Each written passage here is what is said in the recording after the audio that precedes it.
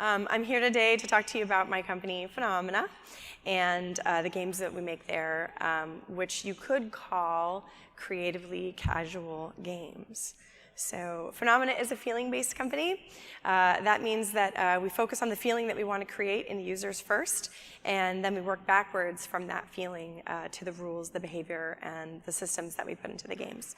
And for those of you that don't know, these ideas come from work that I did when I was a graduate student.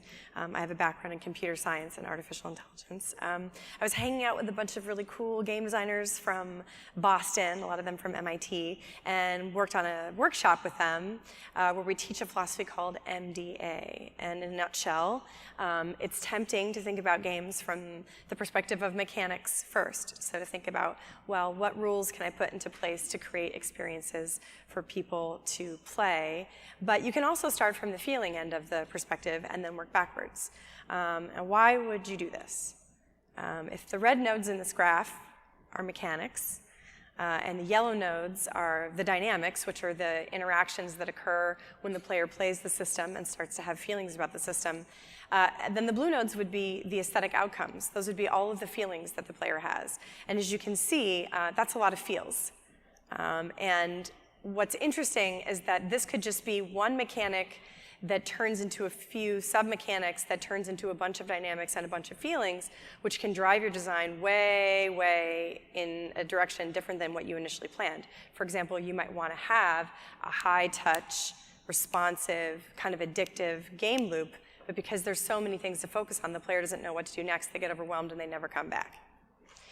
Whereas, if you start with the feelings and work backwards, now we're at the small side of the graph on the feels. We decide we want to have 2 or 3 feelings. We want to have it high touch. We want people to come back a lot because they feel competitive with other friends and maybe something else. Then you can work backwards to the dynamics that create that feeling, and then from there, brainstorm the mechanics that might work. It's just a much more predictable way of doing game design. And casual games can actually do a really good job of this because you can brainstorm a few mechanics and dynamics and then not use them. You keep it very simple, very easy for people to get into, easy for people to play, easy for people to keep coming back and playing. And when you focus test and put your game out there in different markets, you can remove things that don't work. Journey was made this way, which is the last title that I published. It's not necessarily considered a casual game because it shipped on the PlayStation 3 and 4, but it was lauded for its simplicity of controls, its lean design, its emotional resonance that it created inside of players.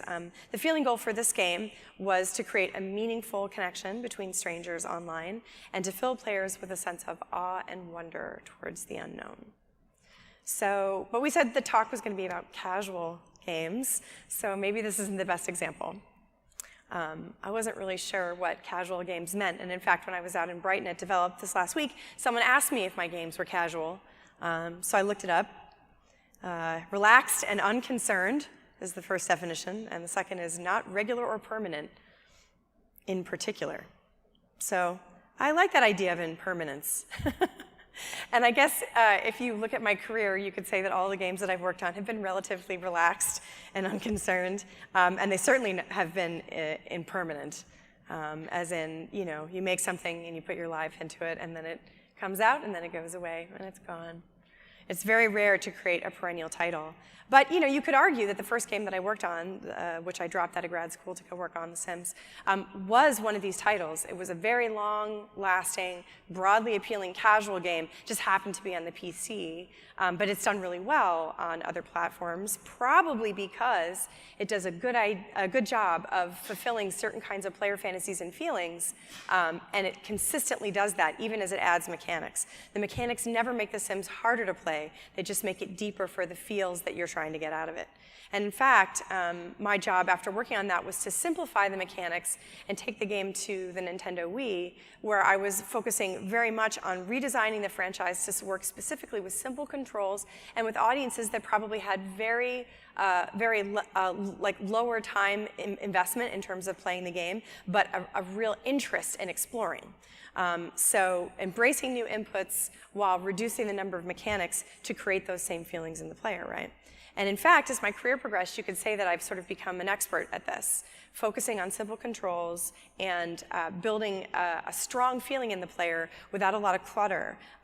One of the things that started to develop over the time that I was working was that the more juicy feedback you put into a cycle, the less mechanics you need. So dynamics, which is the feeling that comes from people playing the game, gets broader and more interesting the more juicy the game is. So in a way, it makes sense to think of Journey as the natural extension of that process and as a development of casual titles.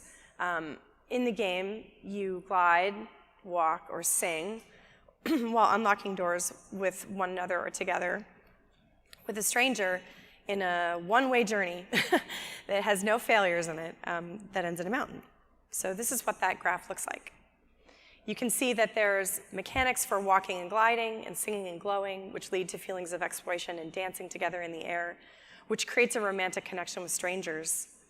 And then down at the bottom, we have fly with creatures and release flags, who you release as well, which leads the players to explore the landscape, which creates a sense of communion with nature. And when you combine those two things together, you get that sense of awe and wonder. And you'll also notice that on this graph, there's a couple of missing dots.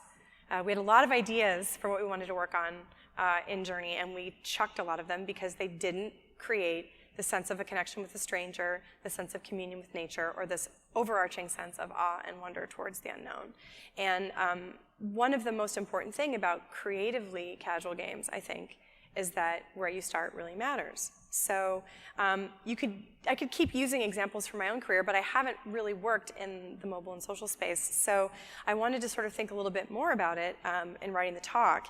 And I think that if you focus your mechanics to create a novel outcome, people say your game is creative or different or interesting, even when it's very simple.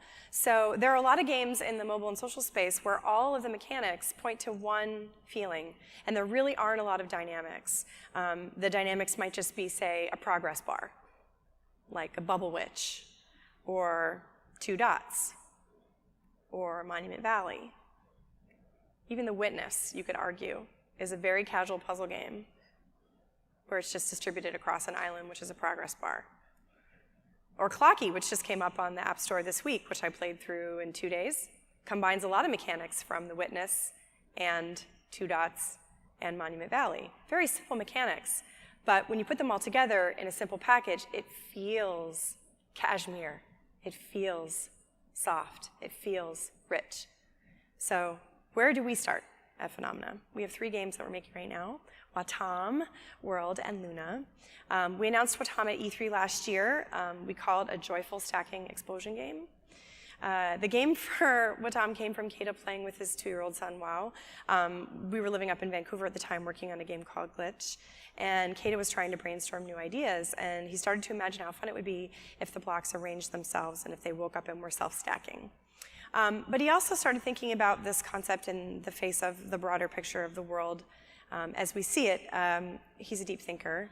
And I'm going to just quote something that he said in a presentation we gave about the game before it got greenlit.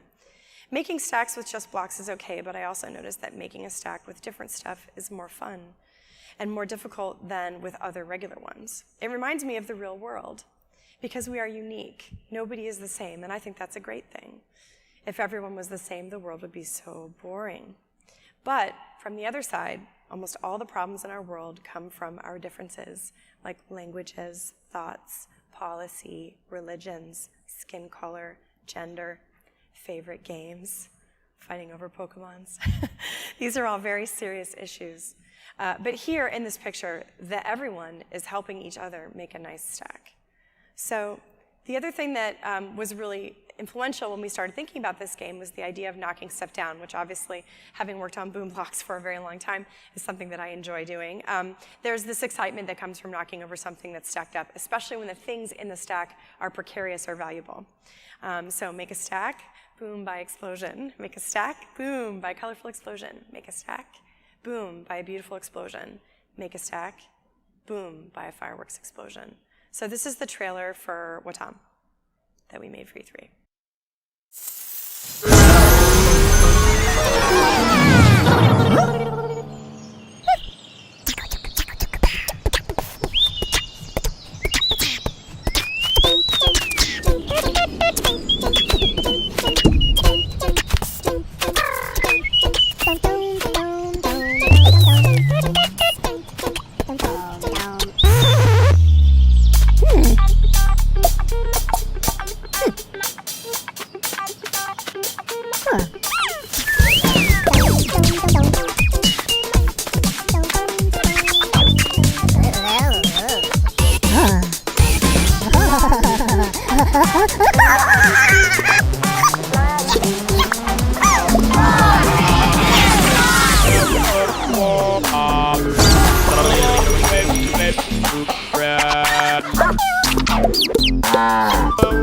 waves, along with waves, along with waves, along with waves.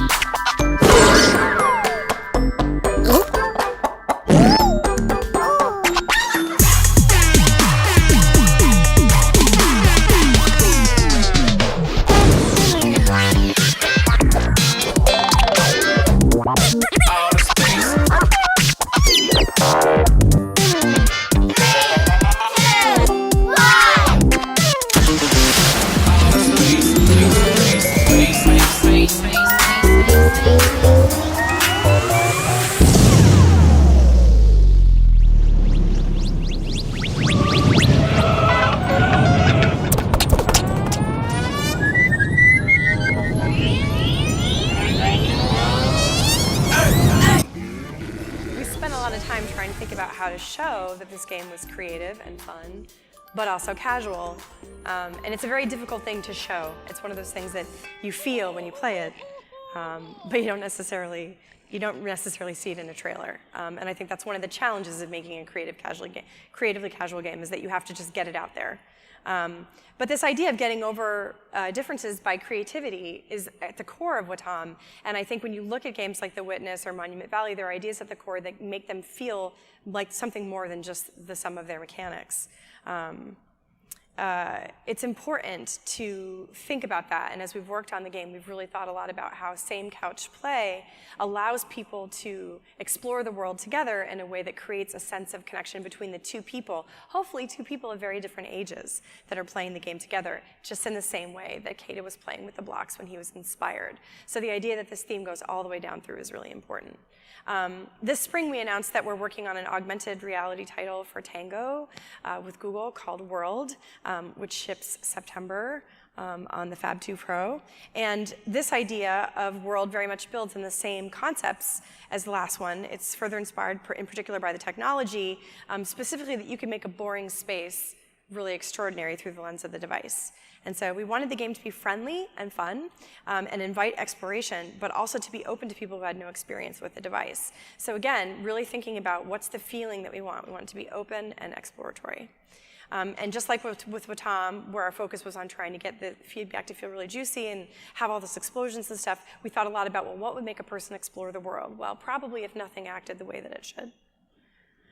So place something, and then test to see what it does, and then get a result. That's kind of the core loop of the game. And in the app, you can look all around your space. Using the device camera, the character leads you around the space and gives you a sense of what to try. But we're trying to keep it as low tutorial and as high touch as possible to get people to be interested in experiencing that space. And specifically, the entire development process has been about making the player's world more magical, which means really letting go of rules and letting go of what things should do and focusing more on that feeling of joyful exploration. The good news is that there's a lot of places in the world that are really boring and that need mushrooms and clouds and rain and flowers and stuff. And Keita's art style and his designs in general are really, they're really great at getting at that sense of childlike exploration and a sense of playing with toys.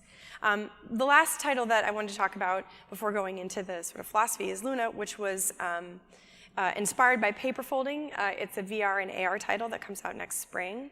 I did a lot of origami and paper folding for it, and I've spoken a lot about the fact that it was influenced by a lot of fine art, so minimalist illustrators like Mary Blair, and painters like Georgia O'Keeffe, printmakers like Umataro Ezeki, and sculptors like Lee Bonteku, Anish Kapoor, Gabriel Orozco, and a stop animator named Yuri Norstein, who did a really beautiful stop animated piece called A Hedgehog in the Fog.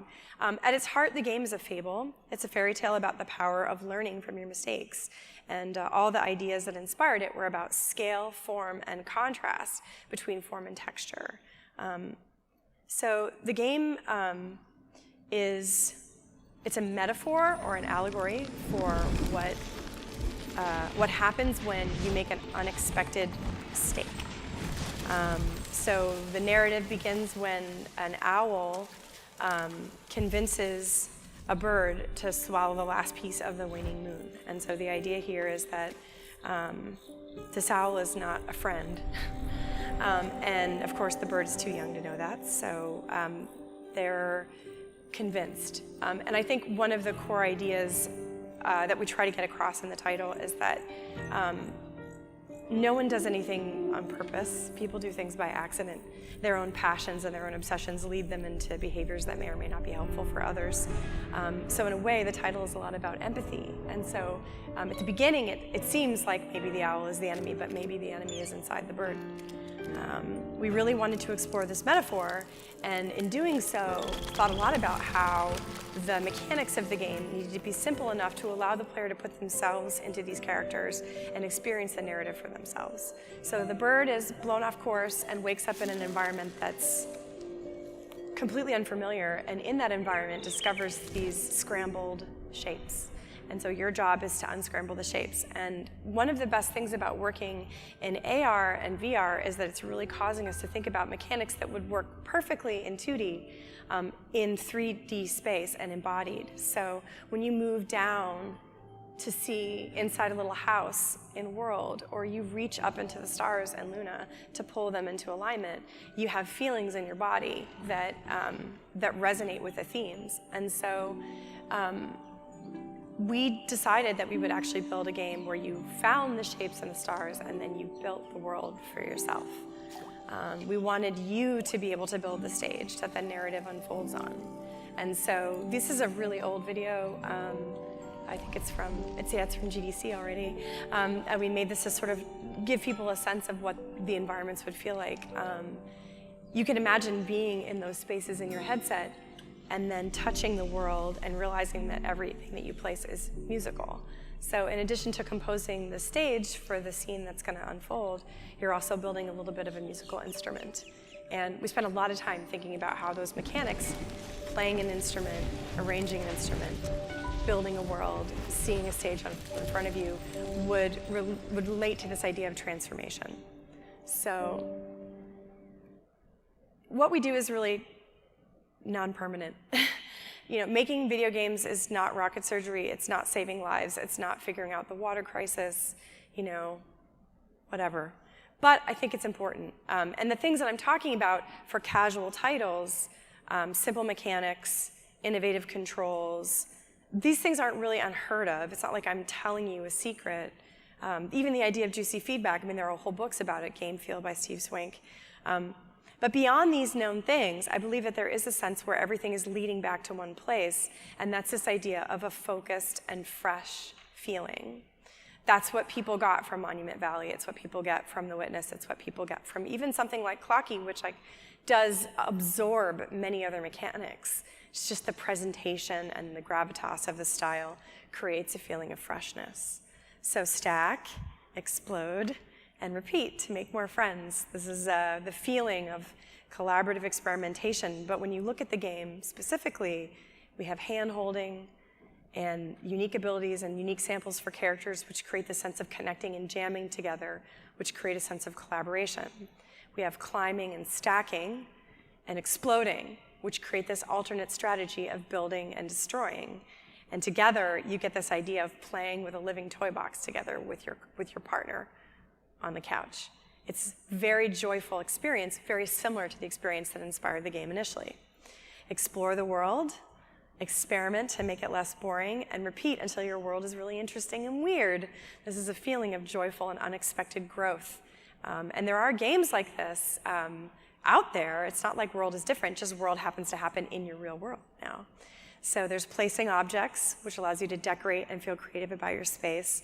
But there's also unlocking and combining the attributes of this world and saving it and going back to it over time, where you have this sense of discovery and persistence, which give you a sense of evolution. And in the end, you get this feeling of a joyful exploration of a familiar space. So it's taking something that was boring and turning it into something that's unknown.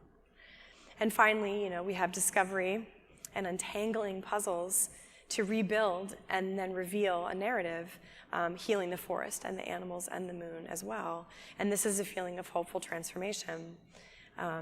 Here you see the mechanics of unraveling the star puzzles and customizing the landscape create the sense of rebuilding and understanding the world.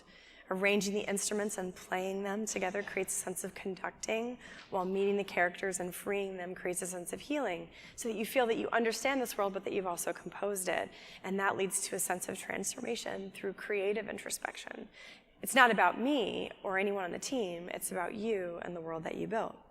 So thinking this way, from the mechanics forwards, leads to a lot of messy feels. Thinking backwards from the feelings to the mechanics allows you to make your games simpler and more casual, but while also maintaining a sense of creativity and values that I think really does make your games stand out above the others. I think that that's the bottled lightning that everyone's looking for in a store that's filled with Me Too games. I can't say that for sure because Funomena hasn't actually sold any games, but World will be out on every Fab 2 Pro this September, and Loon will be arriving next spring. You can come see us at PAX and try it in the headset and see what you build for yourself. So if you want to follow us on Twitter, we're at Funomena, and you can keep up to date with all of our feels. Thank you very much. If I may toss out the first question. Sure. Let's have a wild futurist prediction from the Robin Hunicke. Oh, wild futurist prediction? If we don't learn how to empathize with one another and see ourselves in each other, we will destroy ourselves. Okay. Love the work, and they're pieces of art. They're interactive stories. But like watching a movie, the first time you see a movie, you get to the end, you understand the punchline, you understand the story. I can still enjoy a movie a second time, but I enjoyed it a different way. Do you have any experience, or can you tell a story about how people have played through the game and then gone through a second time? Do you make any changes, or do you optimize for replayability in some way? Yeah, I mean, I think especially with something like Journey or Luna, what you want to do is you want the feeling of actually being in the space to be so lovely that it in and of itself is the reason you go back. Like, I miss Journey. Like, I play Journey now every 6 months or so, but there was a time when I played it every month because I'd been playing it every day, and I'd gotten really used to being in the space, and playing with other people is really lovely. Like, it feels nice to connect with a stranger, and every player is different, so every playthrough is different. And I think I'm really interested, especially in the next game that I'm working on now. I'm working on a new VR title. I'm very interested in the idea of a curated experience where you can go into that experience and feel yourself, where it's more meditative and more a focusing exercise than it is about achieving something or winning.